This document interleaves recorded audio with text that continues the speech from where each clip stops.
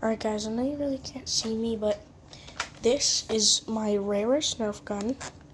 I know it doesn't look rare, but look, it's like an Iron Man fist. So anyways, you put it on your arm.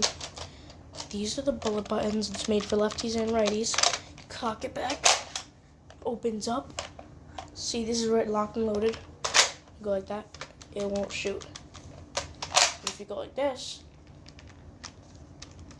the fork, obviously it shoots. And guys, if you're wondering how it goes so good, I'm just using a brand new pack of Nerf bullets. Brand new, nice and smooth, nice and blue, perfect on the tip. This is about the distance that it goes when you... Alright, here we go, put that in there, go there, locked and loaded.